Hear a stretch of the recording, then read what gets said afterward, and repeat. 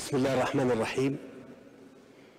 السيد الدكتور أنور إبراهيم رئيس وزراء ماليزيا، اسمح لي أن أرحب بيك، أهلا وسهلا، ضيف عزيز وعزيز علينا والوفد المرافق ليك في زيارتكم لمصر. واسمح لي ان احنا يعني نهنئ انفسنا بان مرور 65 عام على العلاقات بين البلدين، بين مصر وبين ماليزيا. اسمح لي ايضا فخامه رئيس الوزراء ان انا يعني اهني فخامتكم على تولي ماليزيا التجمع الإسيان، وايضا عضو في تجمع البريكس، واتمنى لكم كل التوفيق. الحقيقه خلال مباحثات سواء كانت الثنائيه او على مستوى الموسع كان التفاهم كبير قوي على اهميه تطوير العلاقات لتصل الى الشراكه الاستراتيجيه الشامله بين البلدين والتعاون في كافه المجالات بما يعود الى بالنفع على مصر وماليزيا في المجالات المختلفه اللي كل من البلدين لديها فيها فرصه للتعاون. في صناعه السيارات، في تكنولوجيا المعلومات، في الذكاء الاصطناعي، يعني في التبادل الثقافي، وخاصه ما يقوم به الازهر الشريف تجاه تعليم ابنائنا من دوله ماليزيا. اسمح لي ايضا ان احنا اتفقنا على ان المرحله القادمه تشهد مزيد من التعاون ووضع اهداف محدده بين اعضاء البلدين، يعني بين الوفدين المصري والماليزي، والاهداف دي نعمل على تحقيقها، ولو في اي معوقات تبقى نسعى الى التغلب عليها على المستوى الاكبر شويه. ده باختصار شديد يعني خطوه حقيقيه مؤكده في التعاون بين البلدين تعكس اراده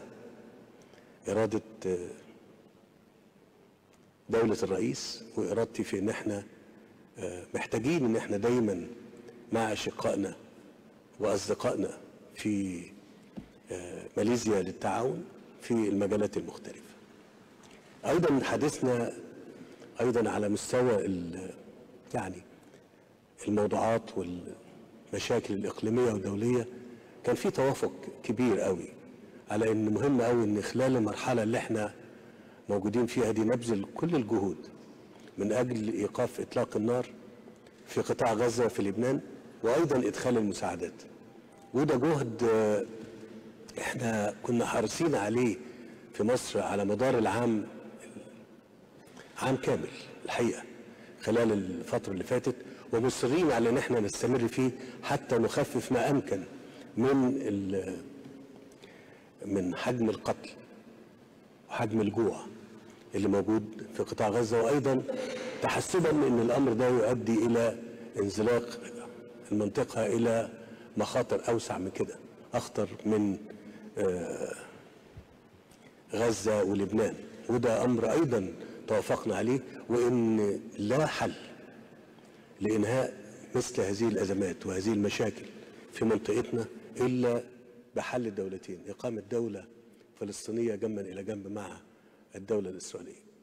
هي دي اصل المشكله، ودي اللي على امتداد اكتر من 40-50 سنه احنا ما نجحناش والمنطقه ما نجحتش، سواء كان لغياب الاراده السياسيه لايجاد هذا الحل اللي هو بيعتبر لو وصلنا ليه، واللي بنتمنى ان خلال بعد الازمه الكبيره اللي احنا مرينا بيها خلال السنه ديت ان يكون ده مقدمه للوصول الى هذا الحل. يعني ايضا توافقنا على اهميه ايجاد حلول للقضايا والصراعات اللي موجوده في المنطقه، في السودان، في ليبيا، في سوريا، في اليمن، في لبنان، وصولا الى استعاده الاستقرار في المنطقه اللي هي ليها تاثير كبير قوي مش بس على الأمن الإقليمي ولكن أيضا على الأمن في العالم كله. ده باختصار شديد حجم التفاهم الكبير اللي بين مصر وبين ماليزيا تجاه سواء كان التعاون بين البلدين وتطويره أو سواء تجاه القضايا اللي احنا متحسبين يكون لها تأثير سلبي باستمرارها في المنطقة. أنا مرة تانية برحب بيك دولة الرئيس، وسعيد بوجودك في مصر، وسعيد أيضا بالتعاون مع بلادكم ومعكم شخصيا، وبرحب بيك باسمي وباسم كل المصريين، واسمح لي انك انت تتحدث في المؤتمر. اتفضل. شكرا جزيلا حضرة الرئيس عبد الفتاح السيسي and friends, of course on behalf of my delegation, very big delegation, to express our sincere friendship and gratitude to the wonderful hospitality that you accorded us. And we have committed ourselves to enhancing these bilateral relations in trade, investments, cultural, education, scientific research. And we have started, and thank you for your support with Petronas and then with Proton, and your support to us in terms of importing palm oil and our import of your products, including food technology. But I agree with you wholeheartedly that the collaboration must be further enhanced. Egypt, of course, is a great tradition, history, a large country in Africa, huge and immense contribution in the past, and we would certainly support your endeavor to consolidate, enhance your economy, and through bilateral relations in whatever we can do. We have actually proposed new areas, traditional areas like education through Azhar Sharif, yes, and also Cairo University and other universities. And I appreciate the effort of Sheikh Al-Azhar in the establishment of an Arabic Institute in Kuala Lumpur, and we welcome that, and increasing the number of our students in various fields, in Islamic sciences, education, in medical sciences, and also in engineering technology. We will also participate and collaborate with Egypt in terms of exposing the new areas of technology, including energy transition and alternative energy, in terms of digital transformation and semiconductor, because we are quite fortunate because Malaysia has emerged to be one of the important semiconductor hubs in the region, and we should be able to collaborate in this field. Egypt has, you know, without exaggeration, a standing role in terms of level of scholarship. Some of the great scientists and scholars throughout the world are from Egypt, and I think we should then make full use of it to benefit both our countries. Now, as I have also to thank, and the Foreign Minister reminded me to make sure that we thank Egypt, because you are one of the important spokespersons to support our application to be a partner member of BRICS. And Egypt has again a great tradition of being one of the most profound voice for Global South. Those days we call it non-aligned. Now Global South through BRICS. And thank you, Mr. President, for the support. And we have learned a lot from you from the days of non-aligned movement. And Egypt has always been seen to be one of the leading voice of resilience, independence, and neutrality. And this is consistent with the ASEAN position. We call it centrality. We engage with all countries, we are friends with all countries, but we maintain our independence and we collaborate with all countries, particularly in terms of trade investments. Now, as chair of ASEAN next year, of course, we will try in our level best to engage and to have our colleagues also to engage with Egypt. It's an important player in the region.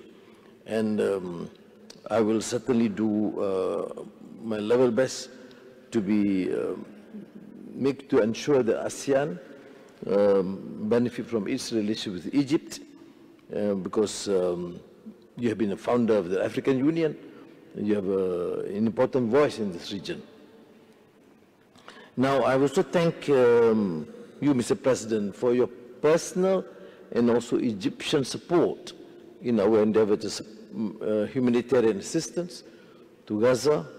Not easy, not because of the intransigence and blockade by Israel, but you have personally interfered in a number of occasions to ensure that there's a smooth flow, and including to allow our military planes to take some of the injured Palestinians to Malaysia. But of course, this is small compared to your sacrifice, the sacrifice of Egyptians, the Egyptian people, in support of the Palestinian brothers, and particularly Gaza now. But I have to represent my people, Malaysians, who want to thank you wholeheartedly, Jazakumullah khairan kathiran, for your support to ensure that this works. And of course, you are an important player in trying to get a resolution, a difficult, complex situation, together with Qatar, United States, Arab League, OIC, and all available avenues to secure a lasting peace. Of course, we support the resolution, your leadership in this endeavor.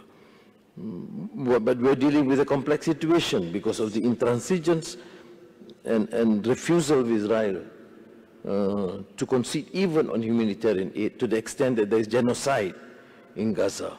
We have taken a very strong position on that to protest strongly. In fact, I have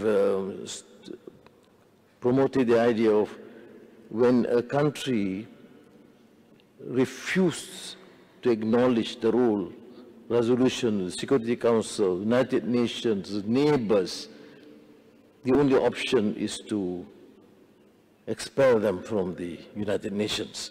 That was a position that, of course, we'll have to consider, but I know how complex the situation is, because, Mr. President, what you told me is the priority is, of course, ceasefire. The priority is peace, because without that, people will continue to be killed, women and children being assaulted. So I share these sentiments with you, but we, of course, will look up to our friends and neighbors, the Arab neighbors, you and all the Arab countries, which we will certainly deliberate further tomorrow in Riyadh. So please, Mr. President, we are here as friends. We look forward to your visit to Malaysia. You have said, inshallah, and we will certainly welcome you as a brother and a trusted friend. But I want to just reiterate a major point, that there are avenues, huge room, where we should collaborate, work with one another, and really strengthen that bond of friendship through trade, investments, culture, religion, every field possible. Thank you very much.